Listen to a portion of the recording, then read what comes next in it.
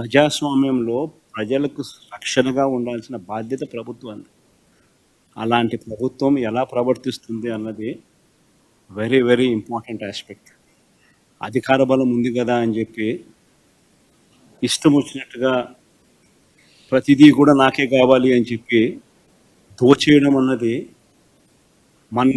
మనది కాని పదవులు కూడా మనకు రావాలి అని చెప్పి ఆశపడడం అన్నది తప్పు. ఈ పెద్ద మనిషి చంద్రబాబు నాయుడుకి జ్ఞానం, బుద్ధి రెండూ లేవు కాబట్టి రాష్ట్రం ఈ మాదిరిగా పరిపాలన చేస్తూ ఉన్నాడు కాబట్టి రాష్ట్రం నిజంగానే ఇంత అధ్వానమైన పరిస్థితిలో ఈరోజు ఇప్పటికైనా కానీ త్వరగా ఎన్నికలు రావాలనేది జమిలి గిమిలి అంటా ఉన్నారు.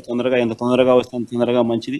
ఇంత తొందరగా వస్తే ఈ మనిషిని ఎప్పుడెప్పుడు పంపించాలా అని చెప్పి ప్రజలందరూ కూడా ఎదురు చూస్తూ ఉన్నారు. ఇప్పటికే చంద్రబాబు నాయుడు గారిని ప్రశ్నించే స్వరాలు ఇప్పుడు పెరిగినాయి. రాబోయే రోజుల్లో చంద్రబాబు నాయుడు గారిని చొక్కా పట్టుకునే రోజులు కూడా దగ్గరలోకి వస్తాయి.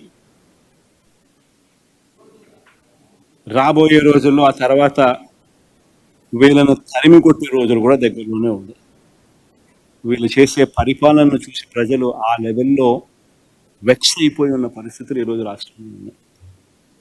అంత దారుణంగా ఈరోజు రాష్ట్రంలో పరిపాలన సాగిస్తూ ఉన్నారు.